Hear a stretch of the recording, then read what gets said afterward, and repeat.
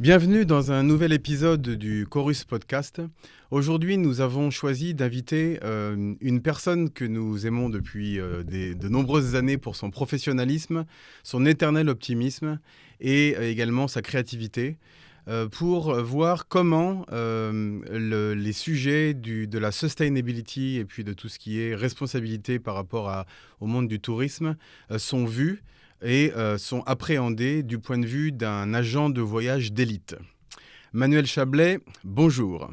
Bonjour mon cher Benoît, ça me fait plaisir d'être là avec toi aujourd'hui, je dois dire. Merci. Est-ce que tu peux te présenter succinctement, s'il te plaît? Alors, je m'appelle Manuel Chablais, je suis un petit Suisse.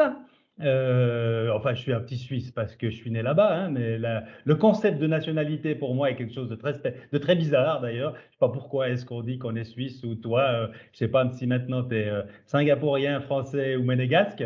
Puis moi, je pense que toi, tu ne sais pas le concept Un peu de tout. non plus. Oui, exactement. Voilà, donc je suis suisse, je travaille dans le tourisme depuis toujours, depuis que j'ai 16 ans. En Suisse, on a un système d'éducation qui se fait partager entre travaillant chez un patron et à faire des études. Donc depuis que j'ai 16 ans, donc 37 ans maintenant que je suis dans le tourisme, je vous laisse calculer l'âge. Euh, et j'ai fait un petit peu tout le tour de ce qu'on peut faire dans le tourisme, à part l'hôtellerie. J'ai travaillé dans de grands tours opérateurs, des grands noms, chez des compagnies d'aviation, d'ailleurs, où on s'est rencontrés, Benoît, il y a très longtemps en arrière, alors que nous étions tous les deux un peu japonisants. Oui, Euh, oui, tout à fait. et depuis environ 15 ans, j'ai créé ma propre entreprise, donc qui est ce qu'on appelle un agent de voyage, un tour opérateur, un travel designer. Je ne sais plus maintenant vraiment comment nommer ça, mais en fait, mon métier, c'est d'accompagner et de conseiller des gens dans l'organisation de leurs vacances. Très bien. Et qu'est-ce qui a donné l'impulsion de créer Elle et de positionner Elle sur le très haut de gamme? Quelle a été ta définition du très haut de gamme au moment où tu as pensé à l'éventail de tes services? Est-ce que c'était la clientèle? Est-ce que c'était le programme lui-même, les programmes que tu aimes tant créer? Ou est-ce que c'était les destinations? Alors non, je pense que pendant plusieurs années, j'ai travaillé donc pour des grands tours opérateurs et notamment pendant quelques années, j'étais le spécialiste Asie pour ces grands tours opérateurs ou voyagistes qui faisaient vraiment beaucoup de volume et euh, et je passais beaucoup de temps en Asie à sélectionner les hôtels qu'on allait mettre dans la brochure.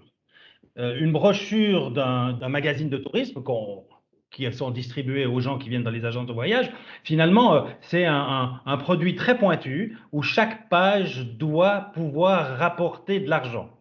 Ce qui fait que quand vous faites de la masse, les hôtels que je visitais, c'était des grands hôtels dans lesquels il fallait avoir des chambres à vendre et mettre un petit boutique hôtel de 10, 15, 20 chambres dans une de ces brochures était tout simplement impossible. Ça n'avait pas de sens, hein. Voilà, ce Ouais. petit hôtel, il allait être réservé trop souvent ou complet trop souvent. Donc, le mettre dans la brochure et pas pouvoir le vendre par derrière, c'était pas possible. Donc, à cette époque-là, il y a environ 15-20 ans en arrière, c'était vraiment l'avènement de ces petits boutiques hôtels qui arrivaient. Alors, ils n'étaient pas tous exceptionnels. Certains étaient faits par des passionnés qui démarraient dans l'hôtellerie, mais l'hôtellerie, c'est un métier, hein. Mais en tout cas, je me suis rendu compte que, attention, là, il y a une chose qui va plus du tout dans le système de ces gros tours opérateurs. Voilà, on répond pas aux demandes vraiment des gens et le format de ces gros tours opérateurs n'était pas possible. Donc, j'ai décidé de faire un format beaucoup plus, comme tu l'as dit, peut-être élitiste ou exclusif, de voyages plus pointus et plus raffinés, plus organisés à la personne, un petit peu comme un tailleur ou quelqu'un qui ferait une chemise sur mesure. C'est pas forcément plus cher, hein, parce qu'une chemise sur mesure n'est pas forcément plus chère qu'une chemise gros business ou big market comme Louis Vuitton, hein, qui est du big business, hein, et c'est pas du sur mesure. Voilà, c'était un petit peu à ce moment-là, il y a 15 ans en arrière, et c'est ça qui m'a fait le shift de me dire il faut partir là-dedans et vraiment faire du sur mesure. Oui, on va y venir. C'est intéressant la notion que c'est pas parce que c'est un peu plus ambitieux, que c'est forcément plus cher. C'est une question qui, à mon avis, est au cœur de la façon dont on doit revoir le voyage aujourd'hui. Et on va y revenir plus tard. Et une des choses qui m'avait quand même impressionné depuis toutes ces années, en regardant ce que tu mettais en ligne en particulier, puis en discutant avec toi, et puis en voyant ce que tu faisais à travers disons, le réseau, notamment TravelerMade, on en parlera plus tard aussi, c'est qu'en fait, j'ai trouvé que tu représentais une version moderne de ce que l'on a appelé l'écrivain voyageur, une version moderne, parce qu'aujourd'hui, c'est souvent à travers Instagram ou Facebook, en utilisant l'écrit et l'image, que l'on raconte les voyages. Et j'ai beaucoup aimé les courtes séquences que tu mets en ligne depuis des années, parce qu'elles semblent emprunter au même souci, qui est de préserver l'imaginaire pour le lecteur ou le spectateur. Donc en ce qui te concerne, c'est pour le voyageur. Alors, revenons aux écrivains voyageurs. J'ai particulièrement pensé à ton concitoyen, Nicolas Bouvier, dont j'avais adoré L'Esprit du monde, et dans lequel il écrit d'ailleurs cette magnifique remarque: un voyage se passe de motifs, il ne tarde pas à prouver qu'il se suffit à lui-même. On croit qu'on va faire un voyage, mais bientôt c'est le voyage qui vous fait ou vous défait. Qu'est-ce que tu as comme commentaire à cet égard ? Alors, oui, Nicolas Bouvier, c'est quelqu'un d'assez exceptionnel, hein, qui finalement n'a pas demandé d'être écrivain ou chose. Il a lancé comme ça des phrases, et puis finalement, je crois que c'est quelqu'un qui est vraiment venu chercher en disant non, non, il faut que tu écrives un bouquin avec ce que tu as ramené dans ton baluchon. Mais c'est vrai que c'est quelqu'un d'exceptionnel qui, voilà, qui rayonne encore aujourd'hui pour tout le monde, à tous les âges. Et c'est sûr. Moi, je dois avouer que j'ai fait mon premier tour du monde. J'avais 18 ans. Il n'y avait pas de téléphone portable, il n'y avait pas d'internet. Genre, on a l'air d'être dinosaures quand on dit ça. Mais c'est vrai, j'ai pris un avion pour partir à Pékin. C'était vraiment la première ville que je voulais découvrir. Et, euh, et je savais absolument pas voyager. Je l'avoue absolument. Mon premier tour du monde était nul, était zéro. Je savais pas voyager. Je savais pas qui j'étais, même moi-même. Donc ça m'a forgé, ça m'a créé, ça m'a fait. euh, et, et des faits aussi probablement. Oui, oui. Je pense que dans les voyages, on gagne des plumes, mais on en perd aussi, hein. Euh, C'est une belle image. et c'est non, c'est vraiment chouette. Nicolas Bouvier pour ça est exceptionnel. Et je pense que pour faire le métier que je fais maintenant et se dire conseiller en voyage ou s'annoncer comme ça, qui pour moi est très ambitieux comme terme, euh, il faut avoir fait beaucoup d'erreurs pour éviter que d'autres personnes les fassent, puisque forcément des gens qui ont 2 semaines de vacances par année ne peuvent pas se permettre de faire autant d'erreurs comme nous. Et le but n'est pas d'apprendre de ces erreurs, mais de et d'éviter ce genre de choses-là. C'est clair. Non, Nicolas Bouvier, c'est quelqu'un d'exceptionnel. Il a eu la chance, lui, de voyager des mois et des mois et des mois, de perdre des journées et des journées et des journées pour arriver dans cet état d'esprit et pouvoir sortir des mots aussi sublimes. Oui. Bon, il y a quand même une chose que je trouve aussi commune, peut-être à toi et à pas mal de ces écrivains voyageurs que j'ai dévorés quand j'étais un peu plus jeune, et encore maintenant quand j'en découvre un nouveau. C'est qu'en fait, ceux qui documentent le voyage, en fait, ils documentent aussi la quête de l'inconnu.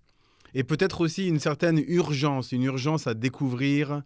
On pense notamment à une version moderne de l'urgence qui est peut-être un petit peu moins glorieuse, mais qui en fait nous saisit tous. C'est ce qu'on appelle le FOMO, the fear of missing out. Ça vient d'où, ce sentiment d'urgence, de quête, selon toi?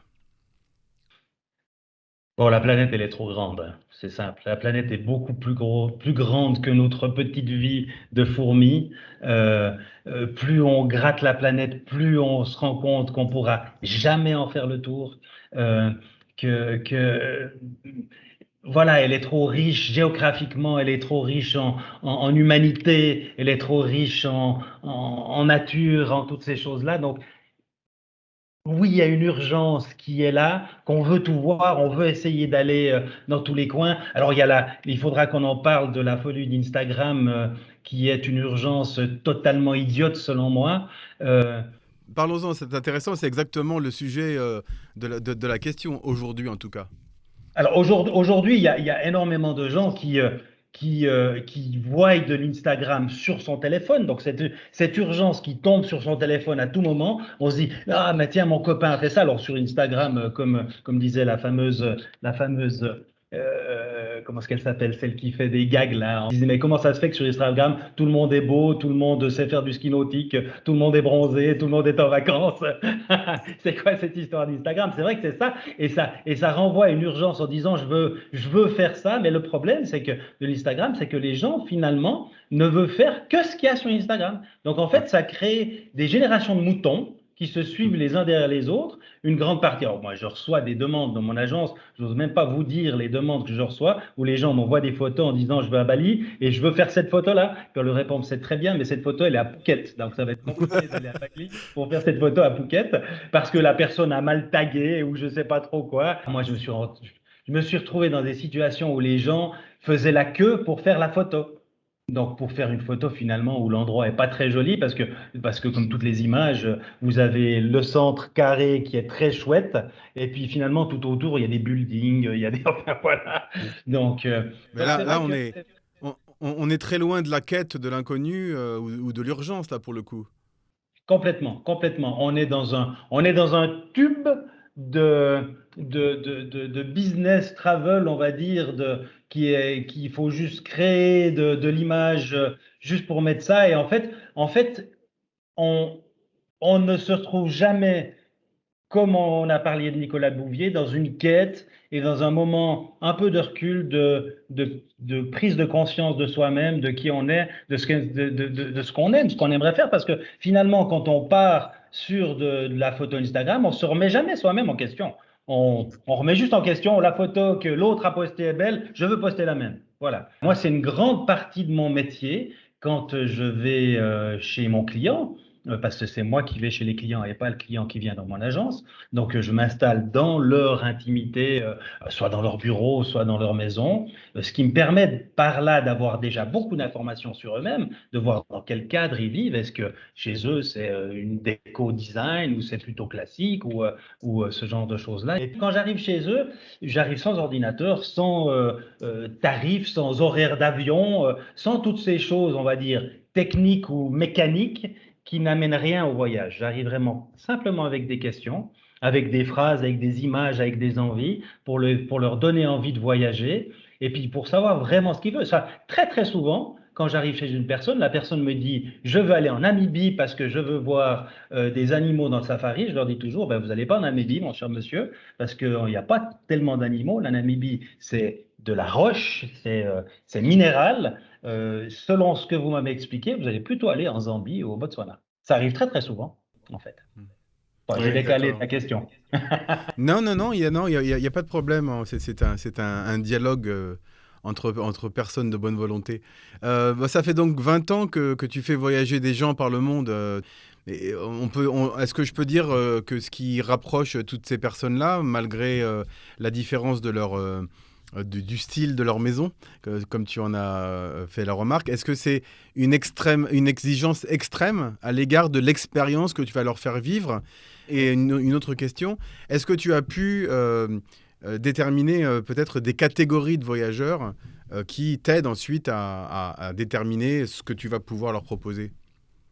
Alors, tu parlais d'écrivain. Moi, il y a un écrivain que j'aime beaucoup, enfin, qui fait des petites phrases aussi intéressantes. C'est Georges Bernard Shaw, qui a écrit une jolie petite phrase qui me fait travailler tout le temps. C'est ne fais pas vivre à quelqu'un ce que tu aimerais qu'il te fasse vivre. Voilà. C'est-à-dire que ce que toi, tu auras envie de faire ou ce que moi, j'ai envie de faire ne sont pas du tout les mêmes choses. Et je pense que dans mon D'accord. métier, c'est une des premières choses, l'empathie, c'est de réussir à se dire, le voyage, l'hôtel que je trouve fabuleux, le voyage que je trouve fabuleux, c'est pas forcément ce que veut la personne en face. Moi, ce que je dois aller faire, c'est aller gratter ce que veut la personne en face. Quand je visite un hôtel, quand je visite un pays, quand je parle avec des guides à travers le monde, je dois essayer de me dire, OK, moi, c'est super, ça, je vais faire, ça, je vais jamais faire, pas pour moi, mais c'est probablement pour Monsieur X, pour Madame Y. D'ailleurs, dans ma petite tête, j'ai quelques, je dirais, clients clés comme ça, auxquels je pense régulièrement. Donc, il dit ça, c'est pour lui, ça, c'est pour lui, ça, c'est pour lui, des scénarios, on va dire. Euh, et ça, c'est vraiment quelque chose de très important. Donc, quand je vais chez mes clients, j'ai toutes sortes de personnes. Il y a des personnes qui veulent faire purement du balnéaire, qui sont, voilà, eux, quand ils travaillent toute l'année, je veux aller en vacances, je veux faire de la plage et ces choses-là. Mais même, finalement, dans ce cas-là, on arrive à créer des moments, des émotions, pas juste de la chaise longue, euh, mais créer des moments, des émotions. On va dire, pour moi, à mes yeux, les Maldives peut-être est un pays qui n'offre pas énormément de choses à faire si on compare au Japon, par exemple, qui a une Oui. culture énorme et ces choses-là.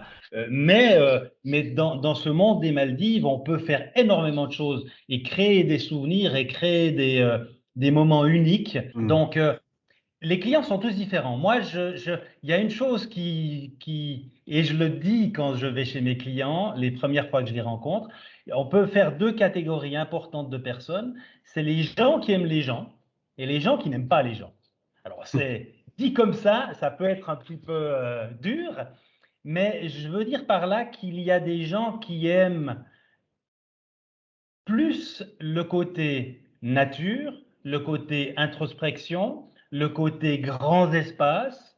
Ça peut être des safaris en Afrique, ça peut Mm. être un road trip à travers la Californie, ça peut être une retraite de yoga en Inde. Ça, c'est des gens que je vais plutôt mettre. Je n'aime pas les gens, ou j'aime être avec moi-même, j'aime être avec la nature, avec l'espace, avec la faune et la flore. C'est des gens que je mets dans une catégorie. Après, vous avez des personnes différentes, les gens qui aiment les gens, c'est-à-dire qui vont vouloir aller voir des temples de l'UNESCO, qui vont vouloir aller dans les musées, qui aiment sortir en boîte le soir à Ibiza, qui aiment aller faire le tour des grands restaurants. Voilà. Ça, c'est vraiment des catégories différentes. Et ce qui est intéressant, c'est que vous pouvez avoir la même personne qui, à des moments différents, veulent un voyage, Jean ou pas. Mais d'une manière générale, dans une annoncée ou un avancement de la vie, les gens ont plutôt tendance à moins aimer les gens. Ah, c'est intéressant. Si vous voyez des gens de 20, 30, 40 ans, ben justement, on aimerait aller faire la fête à Ibiza, on aimerait faire ce genre de choses-là, on veut voir du monde. Et puis plus on avance et plus les gens vont un petit peu se dire, OK, super, de temps en temps faire un bon repas avec quelqu'un, mais voilà, de se retrouver un petit peu avec moins de monde et plus face à soi-même aussi, parce que je pense avec l'âge avançant, on a plus voilà, on est plus riche soi-même et on a plus envie de gratter de savoir qui on est. Mais je pense que c'est plutôt ça. C'est vrai, enfin, intuitivement, je me dis plutôt que en vieillissant, enfin en tout cas ça a été mon cas, je pense, et je sais que c'est ton cas aussi. C'est pas qu'on n'aime pas les gens, c'est qu'en fait on sélectionne davantage, et puis surtout on s'est enrichi émotionnellement, on s'est enrichi, disons dans notre inconscient.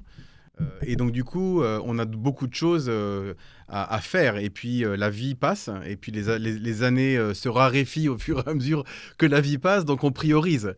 C'est un petit peu ça plutôt je crois, hein. Justement, ça m'amène à ma prochaine question que je voulais. Parce que tu as parlé tout à l'heure d'empathie. Euh, S'adapter aux attentes complexes de ses clients. Ça demande des qualités d'intelligence émotionnelle. Selon toi, quelle est la qualité la plus importante qu'un curateur de voyage, si je peux te dénommer comme ça, doit posséder? Hmm, Ça t'embouche un coin, hein.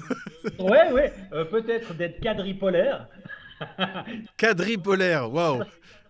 Alors, c'est clair que l'empathie, c'est de se mettre à la place de l'autre et de faire des choses pour l'autre. Dans mon cas de figure, je dois forcer l'autre certaines fois. Je dois devoir réussir à le sortir de sa zone de confort, parce qu'à quelque part, c'est pour cela qu'il vient vers moi. Une personne qui vient me demander un voyage à moi, il vient pas, s'il veut un voyage tout simple, il peut le réserver aujourd'hui sur booking.com, sur hotel.com. Il va pas le payer, il va peut-être le payer même plus cher que s'il achète chez moi, mais il aura pas de conseil. Si la personne vient vers moi, c'est pour le conseil, c'est pour que pour que je le challenge à quelque part. Il y a des gens qui n'aiment pas ça et qui reviennent pas, mais bon, on peut pas plaire à tout le monde. Et je crois qu'il y a trop de milliards d'habitants sur la planète pour être capable de faire les voyages de tout le monde. Et les gens, il y a certaines fois, et je le vois très bien, ceux qui ont l'habitude de voyager avec moi, certaines fois, si je leur prépare des voyages trop plats, voilà, ils vont avoir ils vont se dire, mais non, là, ça suffit pas, il faut faire quelque chose d'un peu plus. Mais moi, c'est une empathie où je dois pousser un peu plus les boundaries, les limites, pour que Ok. voyage après voyage, ils agrandissent le spectre d'envie et de connaissances. Donc une empathie empreinte de curiosité. Exactement, ouais, c'est ça. Ouais, ouais, ouais, c'est ça. Je prends souvent comme exemple, parce que c'est toujours difficile à expliquer notre métier, de faire du tourisme de masse, c'est pas facile. Croyez-moi, remplir un charter qui part tous les samedis pour aller aux îles Canaries et aux Caraïbes et le remplir, avoir des tarifs super compétitifs, c'est pas facile à faire. De faire un voyage sur mesure et taillé comme je fais, c'est pas facile non plus. Et pour donner une image, je dirais que de faire du McDonald's, c'est pas simple. De faire tous les jours, 24 heures sur 24, partout sur la planète, qui est assez de petits pains, assez de viande, assez de tranches de tomates, et que ça soit d'une qualité tout le temps la même chose partout sur la planète, c'est pas simple. D'être un 3 étoiles Michelin, c'est pas simple non plus. On le Mhm. sait, mais le 3 étoiles Michelin va pas aller dans la direction ça va plaire à mon client. Le 3 étoiles Michelin va aller dans la direction de je fais ce que je veux. Si vous aimez, tant mieux. Si vous n'aimez pas, vous n'avez pas besoin de revenir. Ah, c'est amusant parce que C'est un petit peu ça la différence. j'ai discuté il y a quelques temps en arrière avec Yannick Aleno, le grand chef français qui est passé à Singapour. Qui est juste à côté de moi là maintenant, à quelques centaines de mètres d'où je me trouve. Ah bah oui, oui, c'est vrai, oui, absolument, oui, oui, c'est vrai. Bah, il est un peu partout maintenant, pour être honnête. Ouais, c'est vrai. Et il me disait que justement, ça faisait partie des choses qui devaient changer aujourd'hui ou dans le futur pour ceux qui n'y ont pas encore pensé. Qu'en fait, aujourd'hui, on est capable de passer au niveau au-dessus. Et au lieu d'imposer ce que le chef a créé, donc en quelque sorte l'ego du chef, euh, proposer à la clientèle une expérience tellement euh, personnalisée qu'en fait, c'est le chef et sa brigade qui se mettent au service de cette expérience parce qu'en en fait, ils ont préparé ce voyage culinaire, un peu comme toi, tu prépares un voyage géographique où on se déplace. Eux, ils préparent un voyage culinaire en se livrant en fait au même exercice que le tien, qui est en fait d'appeler les gens et de leur demander certaines choses, de leur poser des questions cruciales qui vont leur permettre de mieux comprendre ce que la personne attend, sachant que quand tu vas payer 500 euros ou 500 francs suisses par personne à table, ben, tu es en droit d'attendre des choses exceptionnelles et que comme on a le talent pour te les offrir, pourquoi ne pas mettre ce talent au service du client plutôt qu'au service de l'ego du chef. Donc ça m'amène à une chose que je voulais te poser comme question. La responsabilité, elle n'est pas seulement sur toi. Il faut quand même... enfin, je sais que tu es quelqu'un de très sérieux, mais quand il s'agit des clients, est-ce qu'ils savent toujours ce qu'ils veulent précisément? C'est important ça. Ça semble peu probable, n'est-ce pas? S'ils font appel à un créateur de voyage comme toi, c'est qu'il leur manque quelque chose. Alors il leur manque quoi, Manuel? Du temps, de l'inspiration? Alors du temps, oui, ça c'est déjà une première chose. Il leur manque du temps, il leur manque un réel filtre de toutes les informations qu'on reçoit. Le monde du voyage et du tourisme entre, je dirais, d'ailleurs, pour commencer, c'est le plus gros métier de la planète Terre aujourd'hui, hein, c'est ce qui génère le plus d'emplois et le plus de chiffre d'affaires. Il y a deux choses qu'on ne sait pas, c'est les armes et la drogue, si ça fait plus que le tourisme à l'heure actuelle, mais toute l'hôtellerie, l'aviation, les trains, enfin voilà, les voitures et tout ça, c'est le plus gros business de la planète. Et le voyageur est constamment bombardé d'information et d'envie. Ça peut être dans un film, ça peut être dans au téléjournal quand on le regarde, c'est Instagram qu'on parlait tout à l'heure. Tout le temps, on a des images de ci, de ça, de choses-là. Et c'est vrai que on peut voir quelqu'un qui prévoit un voyage aux États-Unis, par exemple, il va avoir des très mauvaises nouvelles aux news en disant c'est un pays dangereux, voilà.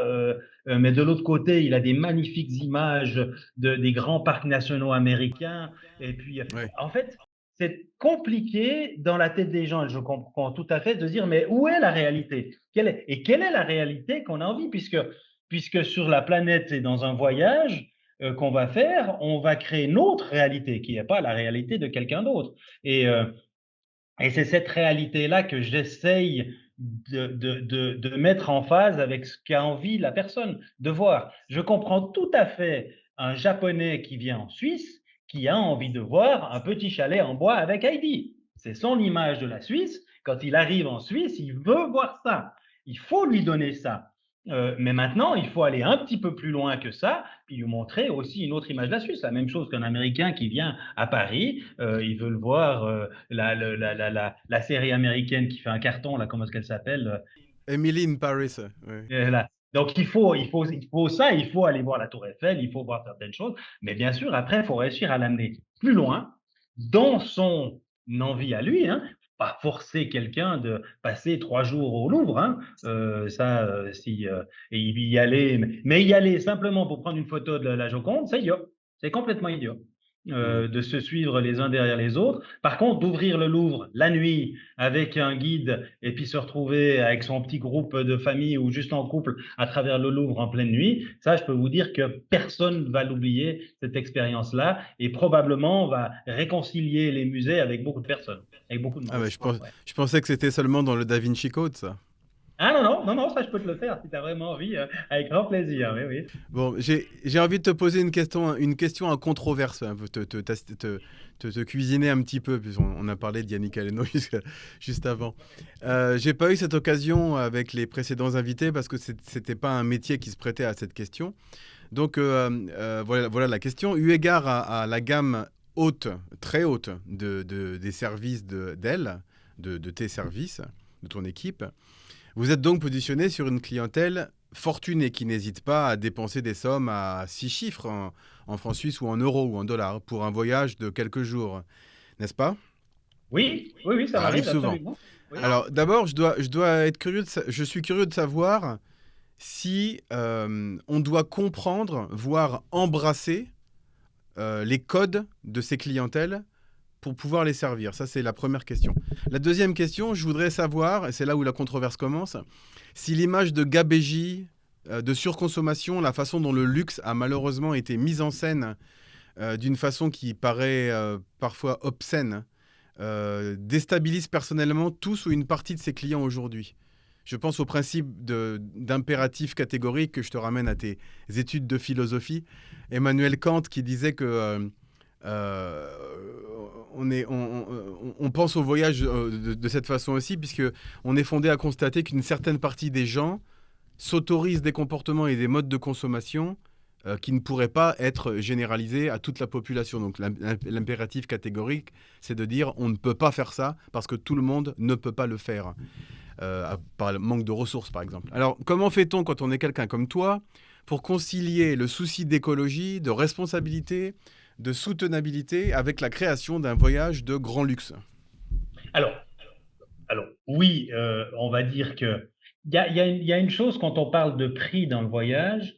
D'abord, pas tout le monde qui voyage avec nos services, hein, voyage cher. Ça m'arrive de faire voyager des personnes pour 3000 francs pour 15 jours ou 3000 € pour 15 jours. Ça m'arrive absolument. Maintenant, c'est vrai qu'il y a un niveau de qualité de service et, et je vais peut-être pointé là, je sais pas comment appeler mon métier. Et pendant longtemps, je me suis dit, mais c'est quoi mon métier? Et je me suis finalement trouvé, et c'est ce que je mets en signature maintenant dans mes mails ou dans mes lettres, je m'appelle affineur en voyage. Affineur comme un affineur de fromage ou de vin, à quelque part, puisque je ne suis pas hôtelier, je ne suis pas pilote d'avion, je ne suis pas guide. Moi, c'est de trouver l'hôtel qui est au mieux de sa forme, avec un vol qui est au mieux des horaires ou des tarifs, et un guide qui va convenir à la famille et de mettre ça ensemble. Comme finalement un affineur à fromage va prendre des fromages de plein d'endroits, de Suisse bien sûr, hein, puisque la France n'est que l'autre pays du fromage, et puis de les mettre, de les présenter sur un plateau où ils sont tous parfaitement à maturité. Mon métier à quelque part, c'est ça. Donc, une personne qui va voyager à 3000 francs, c'est parce que j'ai l'impression moi-même que je vais pouvoir lui donner ce qu'elle attend. Je ne peux pas le faire tout le temps parce que finalement, pour moi, ma chose plus importante, c'est mon temps à disposition. Et c'est vrai que sur 3000 francs, je ne gagne pas ma vie, hein, c'est clair. Hein. Alors, je ne suis pas non plus Mère Teresa, mais ça m'arrive de le faire. Maintenant, si on part d'un autre côté qui est intéressant, dans les voyages très chers, qui sont très chers parce que les produits qui sont vendus sont très chers, mais personnellement, mes services ne sont pas chers. C'est comme un cuisinier qui va mettre du caviar, le plat va devenir très cher parce que le caviar est cher, mais ça ne veut pas dire que le cuisinier s'en met plein les poches, et peut-être que sur ce plat-là, il ne va pas gagner d'argent. C'est peut-être plus un plat signature où il ne va pas forcément gagner d'argent. Dans les voyages très chers, et ça c'est quelque chose qui m'a fallu un certain temps pour comprendre, il faut bien se dire que des personnes que, comme tu dis, qui voyagent et qui font des voyages à 6 chiffres pour 15 jours, ils vont dans des destinations qui sont moins bien que chez eux. Il faut se dire ça, qu'une personne qui peut mettre 6 chiffres, il a une villa exceptionnelle, il a probablement un chalet en montagne, il a probablement plusieurs voitures, et il a probablement un chef qui est là, une nanny, un prof de yoga qui vient chez lui régulièrement, enfin qui a tous ces artifices dans sa vie parce qu'il peut se le permettre et qu'il gagne bien sa vie, et que finalement, quand il va partir en vacances, il va quitter tout ce confort qu'il a chez lui, qui fonctionne très bien, qu'il a mis en place pour lui, pour autre chose qui sera probablement moins bien, même si on l'amène dans un fabuleux 5 étoiles, ça sera probablement moins bien que chez lui. La piscine du 5 étoiles, ça moins bien que sa piscine à lui. Il n'aura pas son voilier devant la maison ou ce genre de choses-là. Donc, en fait, à ce niveau-là, il ne vient pas chez moi pour ça, pour avoir ce luxe pur et dur. Alors, il y en a qui le font, hein, qui veulent aller à Dubaï parce que les robinets sont dorés et que pour eux, le luxe, c'est ça. Ce n'est pas mon luxe, ça, c'est clair.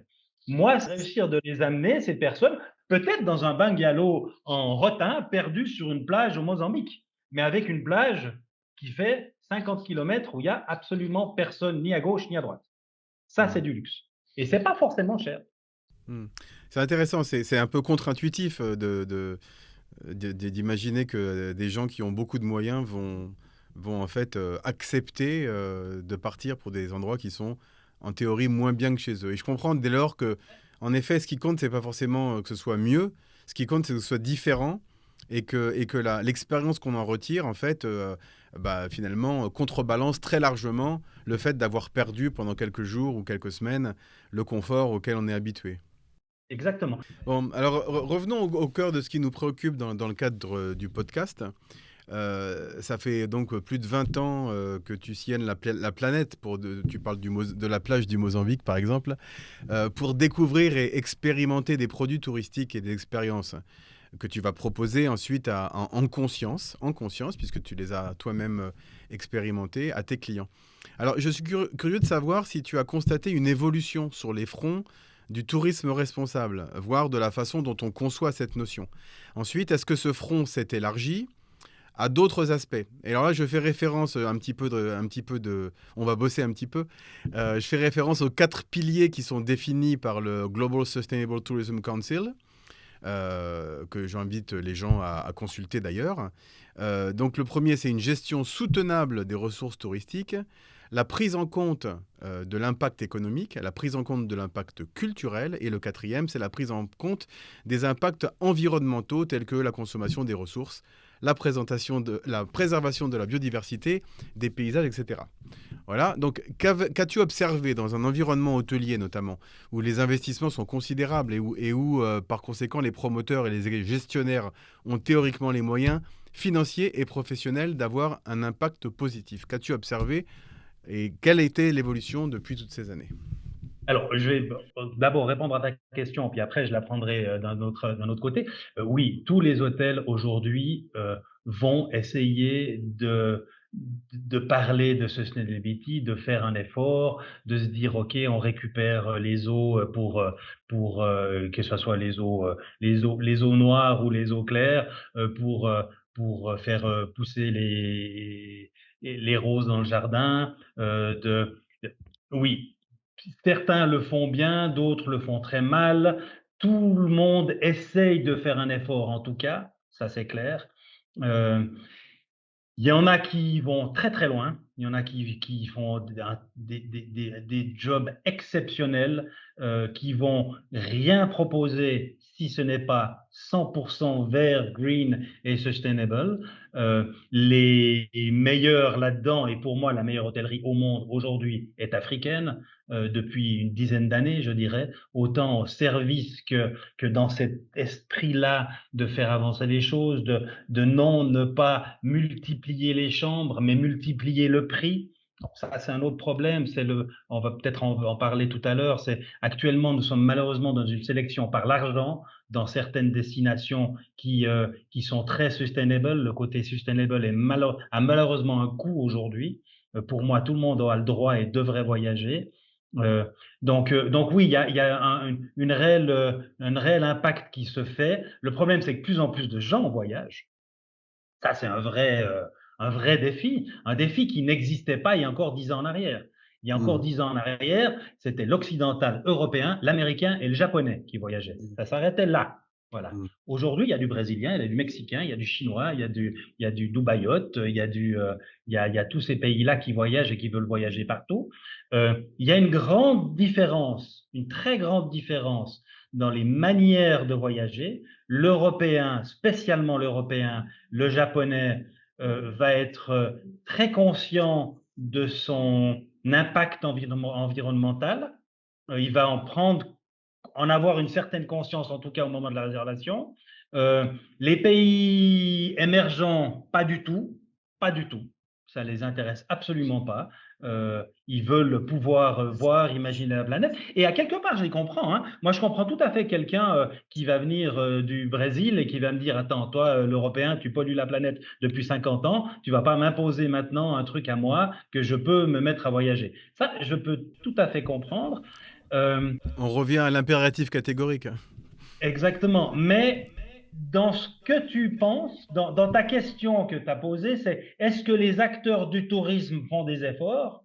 Ça, c'est, je dirais, la première erreur. Dans le sustainable, c'est pas que fait l'autre, c'est ce que je fais moi. La Mhm. sustainability, c'est soi-même. Qu'est-ce qu'on fait moi? Ne jamais reposer sur l'autre en disant ah l'autre, super, je réserve un voyage dans un hôtel qui est bio, éco, avec 25 stemples ou logo dont on ne sait pas ce qu'on sait, mais le logo est très joli. Et puis on dirait que derrière, il y a une jolie phrase, donc ça a l'air bien. Et puis si je réserve là, c'est bon, j'ai nettoyé, oh là là, je suis OK. C'est vraiment pas comme ça qu'il faut l'imaginer.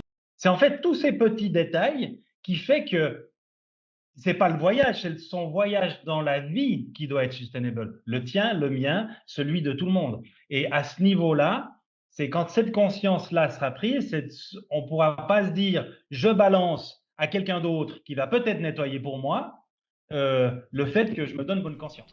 Mais c'est pas un peu du wishful thinking, ça, quand même? Parce que finalement, il y a quand même une certaine coercition qui me semble nécessaire pour que les choses avancent plus vite.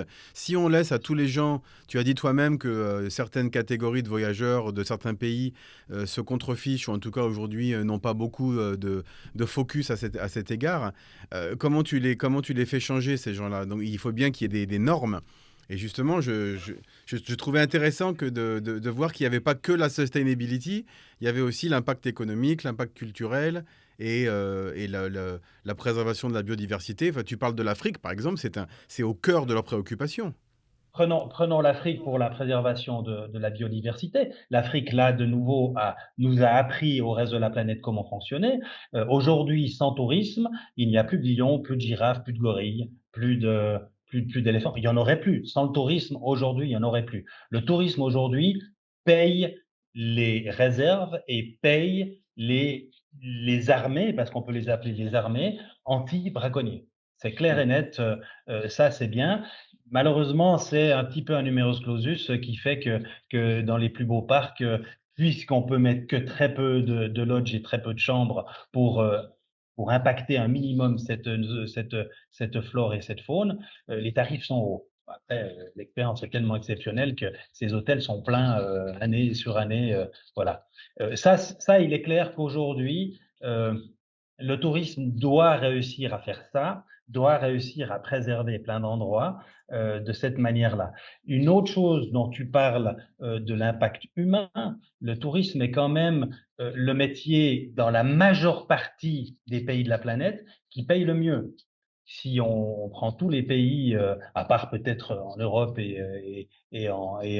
aux États-Unis et au Japon, les métiers du tourisme, c'est ce qui paye le mieux. Un guide de voyage est toujours mieux payé qu'un professeur d'université dans les trois quarts des pays de la planète. Les hôteliers et ces choses-là. L'autre partie qui pour moi est très importante, je dirais que c'est deux choses. La première chose, c'est que le tourisme est un métier majoritairement féminin. Donc, que ça soit les agents de voyage, je suis un des rares hommes agents de voyage. Mais la même chose, les guides. Alors, là maintenant, je suis dans un pays d'Afrique du Nord. Il y a énormément de femmes qui sont guides, alors que c'est pas des pays qui mettent plutôt la femme en avant, hein, normalement. Donc voilà. Donc ça, c'est très très bien. Il y a une émancipation de la femme et de l'accès à l'autodétermination féminine dans le tourisme qui est absolument énorme. Et il n'y a aucun autre métier qui permet ça. Et à quelque part, j'en suis très fier. Et je fais, moi, très souvent attention de travailler avec des acteurs féminins dans ce que je choisis. Il y a un autre aussi aspect qui est important, c'est l'acceptation des religions et des tendances sexuelles.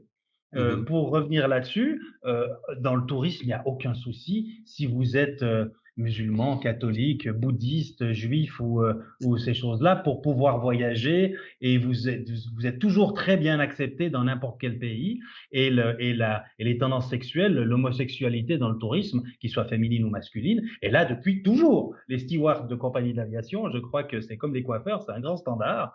Euh, et ça, c'est très bien. Et c'est très bien et c'est totalement accepté. Et je vois, moi, j'ai plein d'amis qui sont agents de voyage qui disent absolument qu'ils sont mariés avec leurs copains, qui le mettent totalement ouvertement et normalement. Je ne crois pas que ça soit le cas dans les assurances ou dans les banques.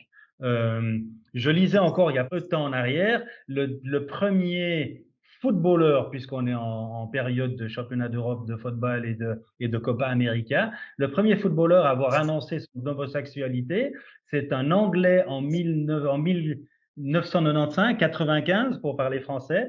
C'est il y a peu de temps en arrière et il s'est suicidé pour vous dire la différence qu'il peut y avoir dans différents métiers. Donc, oui, ce côté-là humain, je crois qu'il est très, très important. Et ça, oui, c'est du sustainable de permettre à la majorité de la planète à accéder à des connaissances, à des richesses, à des possibilités de monter son entreprise, de créer sa PME et ces choses-là. Ouais.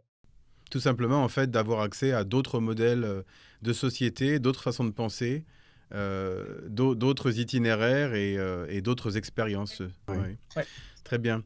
Euh, une question qui me vient en tête parce que je sais que tu es très actif dans leur réseau, c'est TravelerMade. Est-ce que tu peux nous parler un peu de ça? Parce que pas mal de nos auditeurs qui sont particulièrement dans le monde des agences de voyage ou de l'hôtellerie ne sont pas forcément au fait de tous ces réseaux de marketing et de labellisation qui sont propres à l'industrie du tourisme. Alors comment est-ce que ça se retranscrit dans l'expérience que tu proposes à tes clients, le fait d'être part de TravelerMade?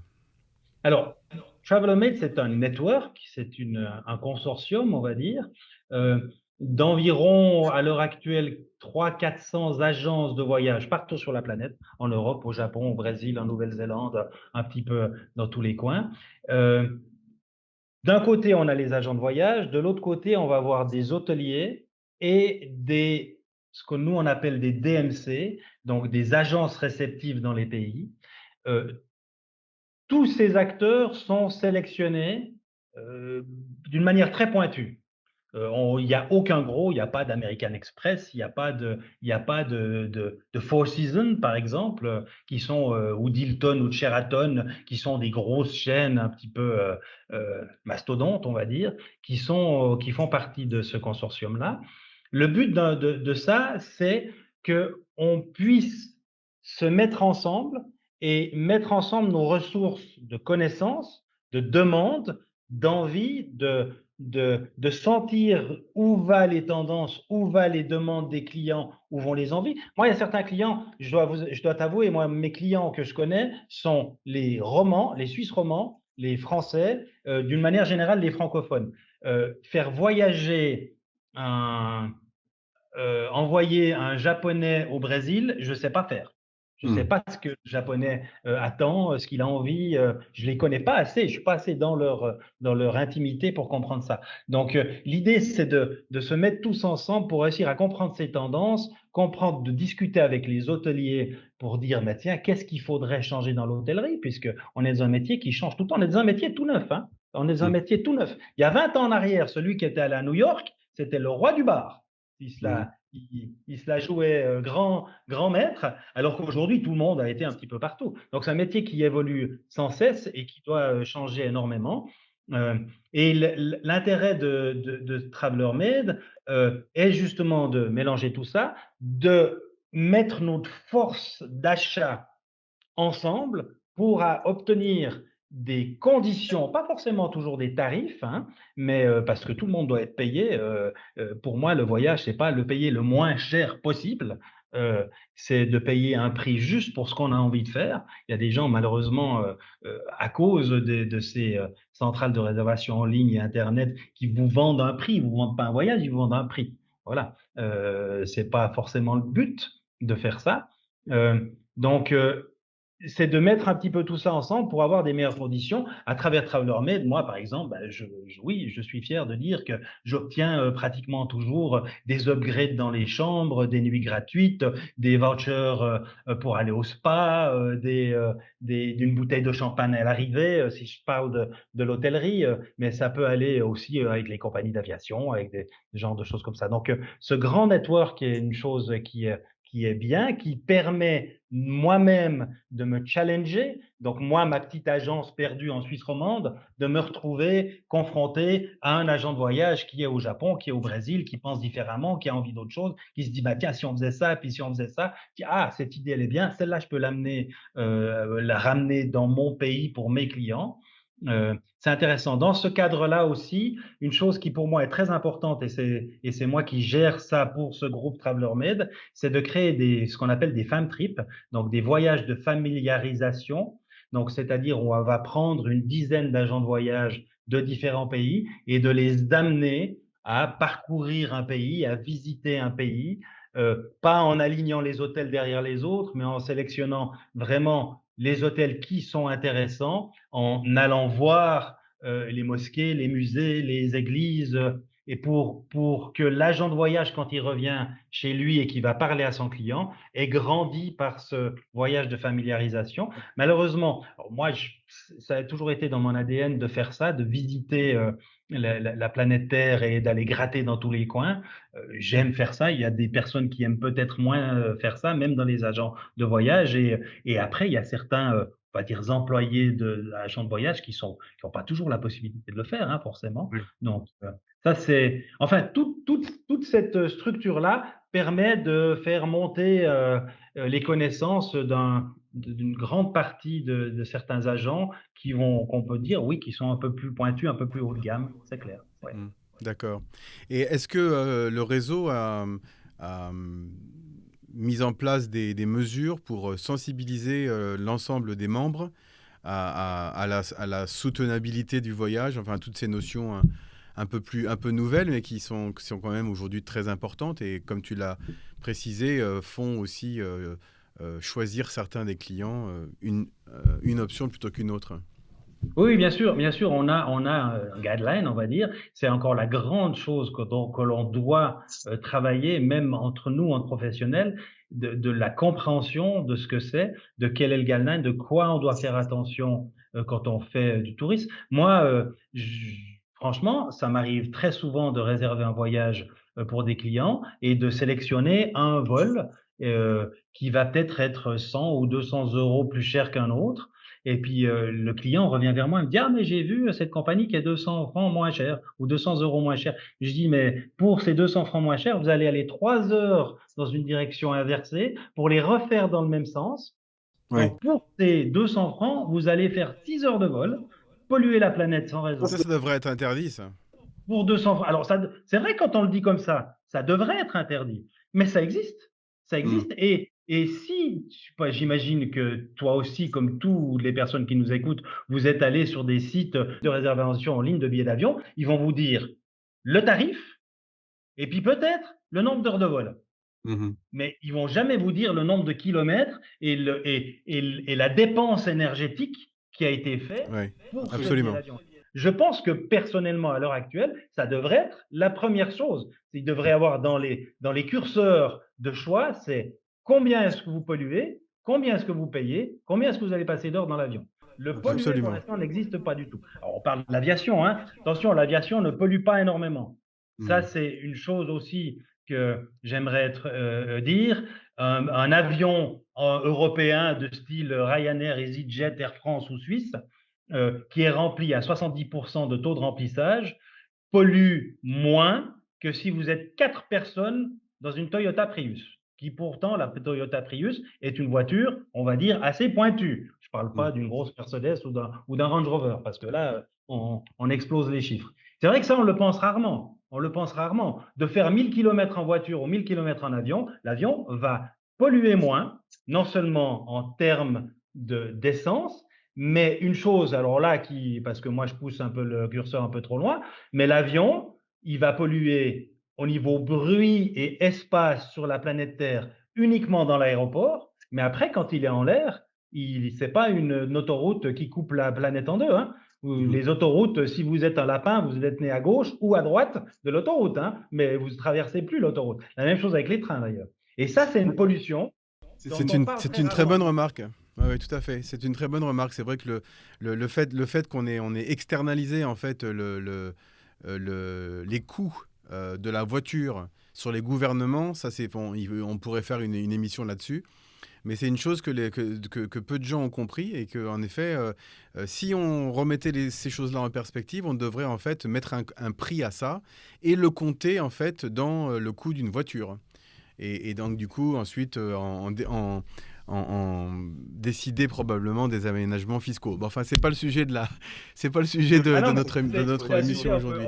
on peut y aller pendant des années et des années. Oui, Et bien sûr, ce qui est intéressant dans ce genre de choses-là, c'est que vous allez toujours avoir un autre avis, un autre avis, un autre avis. Et je pense qu'on est encore dans ce côté sustainability et écologique dans un espace de confrontation d'idées. Je ne oui. pense pas que les idées elles soient 100% justes, et je pense que je n'ai qu'une vision partielle de la globalité de l'exercice, c'est sûr. Bah, on voit, il y a un gros sujet en ce moment et qui touche directement le tourisme, c'est les éoliennes, par exemple. Ouais. Alors, un autre sujet qui est chaud en ce moment, c'est la digitalisation de l'économie. Depuis 10 mois, depuis 18 mois, pardon, depuis le début de la crise du Covid, c'est un agenda qui a progressé à toute vitesse. Certaines personnes disent que en quelques mois, en fait, on a augmenté la cadence à raison de 5 ans supplémentaires si ça avait été une situation normale, ce qui est quand même incroyable. Cette situation de blocage qui a été créée par la crise sanitaire a favorisé évidemment la digitalisation de pas mal de choses. Donc, si le créateur de voyage est un artisan, Manuel, un acteur de la manufacture, et si les OTA, les Online Travel Agencies, sont des industriels qui fabriquent en masse, vendent la diminution des contraintes, les prix bas, alors quel est le futur de la profession?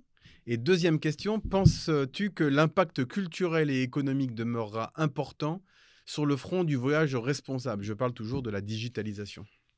Alors, oui. À l'heure actuelle, on est, et plus que jamais à cause du Covid ou grâce au Covid peut-être, on est dans ce que j'appelle un schisme, donc dans un moment où on est dans une séparation des métiers.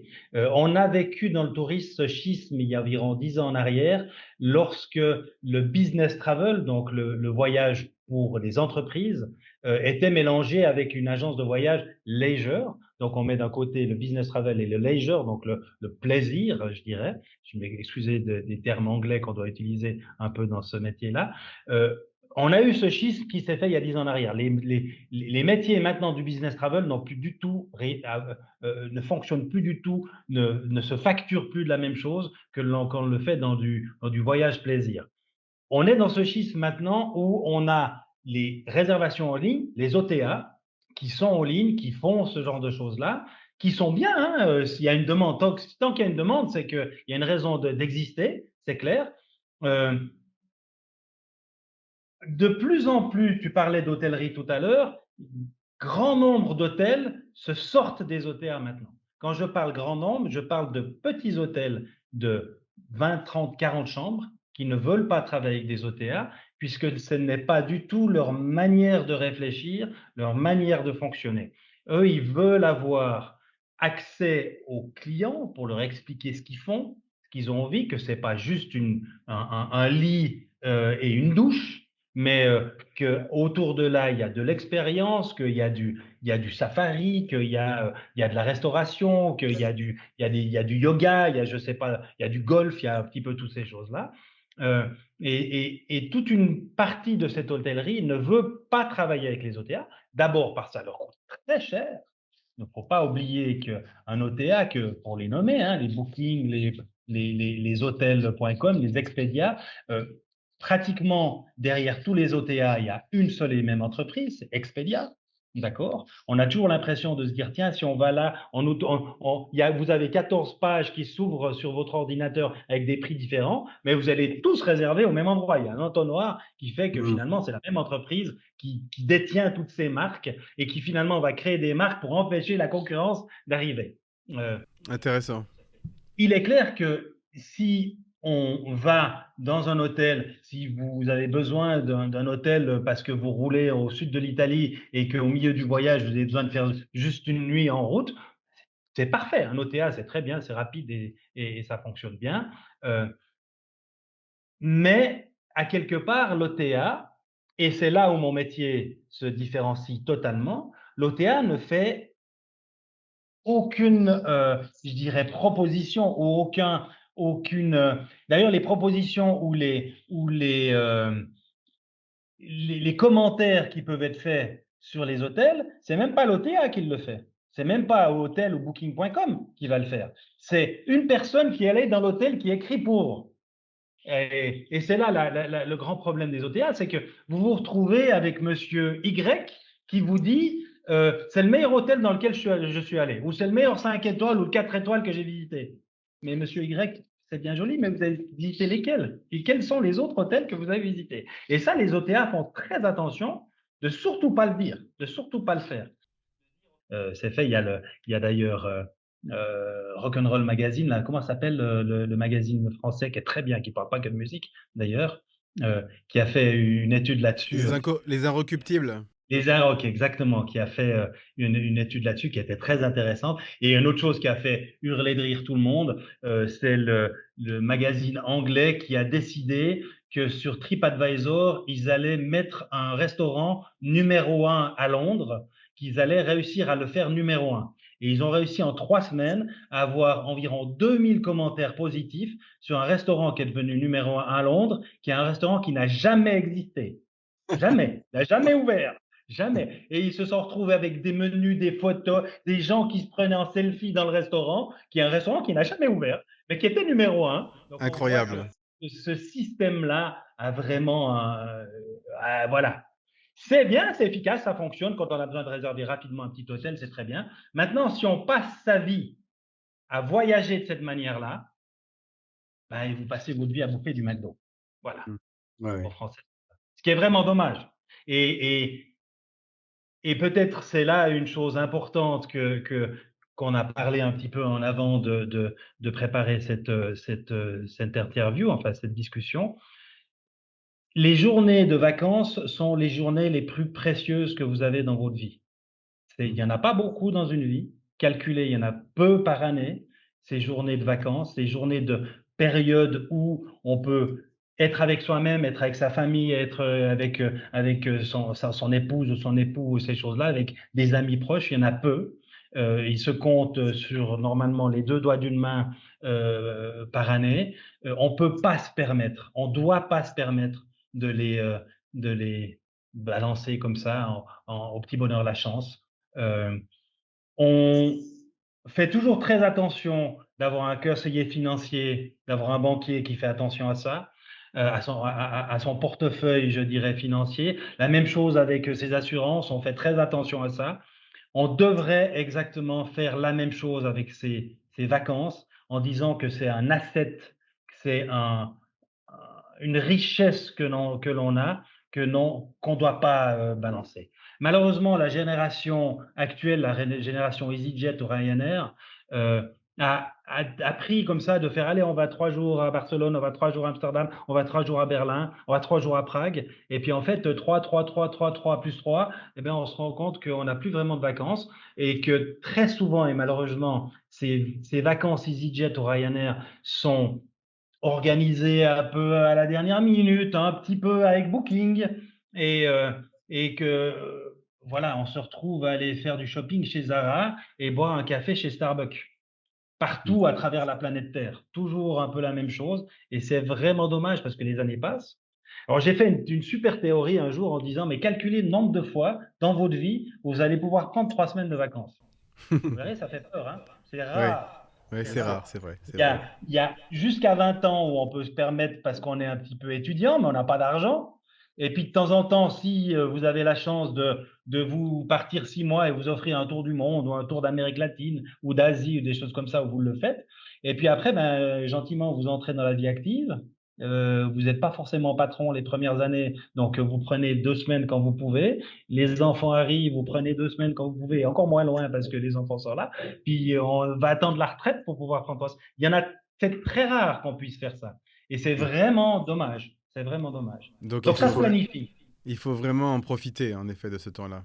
Alors, ça m'amène à une question personnelle qui nous ramène aussi en arrière, je dirais tous les deux, presque au même moment que le Japon. Euh, c'est ta passion pour le nautisme. Ça m'a donné plein d'idées en fait quand j'y ai réfléchi. Alors le capitaine Haddock dirait que tu es un marin d'eau douce puisque tu fais de la voile sur les lacs suisses. Mais enfin moi je t'ai vu faire de la voile sur le Léman. J'étais même dans un bateau avec toi une fois. Et je peux témoigner que la houle, ça existe aussi à l'intérieur des terres et que barrer un bateau, ça peut être aussi difficile sur un lac que sur la mer. Bref, la mer, penses-tu que l'imaginaire qu'elle transporte, mais également l'importance écologique de la mer, son importance économique, sociale, etc., qui s'en suivent, joue un rôle dans la prise de conscience écologique mondiale? Plus encore que la Terre, la mer semble être à la fois euh, la victime ultime, je dirais, des crimes environnementaux de l'humanité, mais peut-être aussi son ultime recours. J'ai été sensibilisé à ça depuis quelques années en fréquentant mes mentors à la fondation de Prince Albert II de Monaco. Et j'en profite pour saluer mon ami Olivier Venden. Euh, Est-ce que cette connivence avec la mer a impacté la création de tes voyages et ton approche à leur égard? Oui, oui, c'est clair. C'est clair que. Alors bon, j'adore naviguer. La majorité, beaucoup de Suisses sont des navigateurs. Ça va vous étonner, mais il y a plus de navigateurs en Suisse que de skieurs parce qu'on habite tous au bord d'un lac. Et je suis pas camarade d'eau du sein. J'ai été plusieurs fois champion de France de voile en Bretagne dans 10 mètres de marais. Donc, donc Je voilà. sais. Et j'ai navigué plusieurs fois contre le Prince Albert, qui est un très bon navigateur aussi d'ailleurs. Euh, et je pense que ce que j'ai le plus appris dans le voyage dans la mer, c'est le temps. C'est le temps qu'il faut pour aller d'un point A au point B. Quand on voyage en bateau et quand on voyage sur la mer, on avance à une vitesse qui permet d'appréhender ce qui va nous arriver. Malheureusement aujourd'hui, alors l'avion est quelque chose d'exceptionnel. On est à Sydney en une demi-journée pratiquement, quand ils veulent bien de nous. Pour l'instant, ils veulent pas de nous avec le Covid.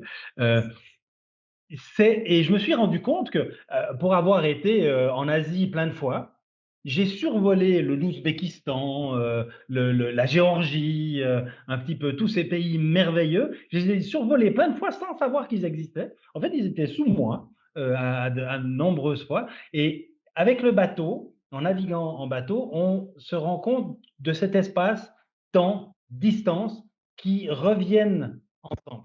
Avec l'avion, l'espace-temps et l'espace-distance n'est plus la même. La même chose pour les Parisiens ou qui que ce soit qui habite dans une grande ville. Quand vous descendez dans un métro, vous faites zoup, plouf pour sortir à un autre endroit. Ce qu'il y Hmm. a entre les deux stations de métro, vous ne savez pas que ça existe. Alors que si un jour vous le faites à pied, vous dites ah bah tiens c'est joli par là. Voilà, c'est un petit peu ça. Donc le concept du slow travel, d'aller gentiment, de se dire que non, on ne peut pas visiter l'Europe en 5 jours. Hein. On rigole toujours des Chinois ou des Japonais qui le font, mais on fait exactement la même chose, nous, quand on va aux États-Unis. On veut faire la Californie en 10 jours, ou tout l'Ouest américain. C'est rigoureusement impossible. Ou alors à moins de faire 10 heures par jour derrière sa voiture, ce qui veut dire que de faire un Paris-Barcelone tous les jours en voiture. Quand on Mhm. dit ça comme ça, Paris-Barcelone tous les jours en voiture, c'est complètement idiot parce qu'on sait qu'entre Paris et Barcelone, on a les châteaux de la Loire, on a Biarritz, on a Carcassonne et toutes ces choses-là à visiter. Oui. Donc, Ouais. je pense que oui, le fait de naviguer a, rend ça et rend une richesse à la planète, du vent, des lumières, des couleurs, de toutes ces choses-là. Et je ferai une petite remarque et hommage à un certain Enrique. C'est la seule chose qu'on sait de cet homme-là, c'est son prénom, qui est le premier homme à avoir fait le tour du monde. C'est un Philippin qui est venu des Philippines au Portugal et qui est parti sur le premier bateau qui a fait le tour du monde il y a très très longtemps. Hein. C'est à l'époque c'est même les époques des Christophe Colomb, des Amerigo Vespucci et des autres. Et c'est le premier qui est arrivé chez lui en Philippines et qui a réussi à faire le tour jusqu'au Portugal. C'est un des rares survivants de ce premier tour du monde. C'est la seule chose qu'on sait de lui, mais un grand voyageur, cet homme-là. J'aurais bien voulu le rencontrer. Ah bah, ça m'amène à ma question suivante par rapport aux mentors ou aux modèles ou simplement aux amis, aux membres de la famille, aux personnes qui ont été importantes. J'ai la conviction que les gens inspirés, probablement Enrique était quelqu'un d'inspiré, euh, ont été inspirés par d'autres. On retrouve d'ailleurs cette notion dans l'art, hein, la peinture, la musique, etc. Si tu regardes dans ton rétroviseur pendant quelques instants, qui t'a inspiré? Ah ah, c'est intéressant ça. Ma sœur, je pense que ma sœur m'a beaucoup inspiré. Elle a beaucoup voyagé. Finalement, c'est mon beau-frère qui m'a fait entrer dans ce monde du tourisme. Ma sœur a beaucoup voyagé. Elle a voyagé très intelligemment.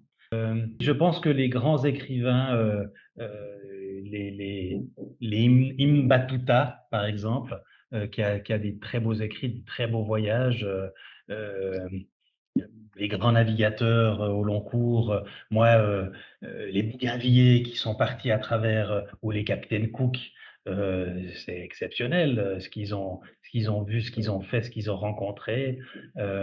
Bob Marley, moi, c'est quelqu'un qui m'a toujours inspiré. Eh bien moi aussi.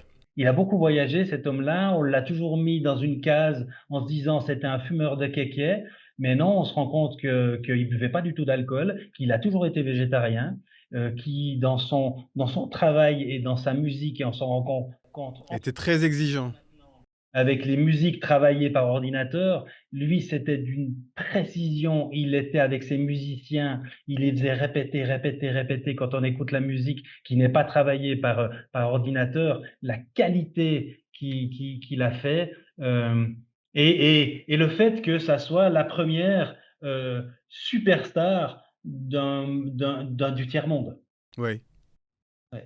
Je pense qu'il a été aussi une inspiration pour le voyage, parce qu'il a été, comme tu l'as fait remarquer, une des premières personnes à atteindre une stature de superstar international. Et il parlait de ces pays, il parlait notamment beaucoup de l'Afrique. Et tout à coup, ces pays dont il parlait, les inspirations dont il parlait dans ses chansons, qui souvent parlaient de ces continents un peu oubliés et de leur histoire, sont devenus familiers de beaucoup de gens, dont moi, dont toi, et ça nous a donné envie d'aller y voir. Hein. Ouais, Mm. c'est clair. Indéniablement. Bon, très bien, mais alors du coup, il y a de l'espoir, Manuel. Est-ce que, comme j'ai entendu le prince Albert dire dans une récente interview pour les 15 ans de sa fondation, il faut garder son optimisme et sa foi en l'être humain. Oui, oui, oui, oui, c'est clair. Oui, oui, non, je pense que l'être humain est quand même quelqu'un de sensé et d'intelligent. Euh, je pense que on est une génération, toi et moi, on est une génération qui avons pu voyager librement, comme il nous plaît, avec plus ou moins ou peu d'argent d'ailleurs. J'ai fait beaucoup de voyages avec des bouts de ficelle, moi.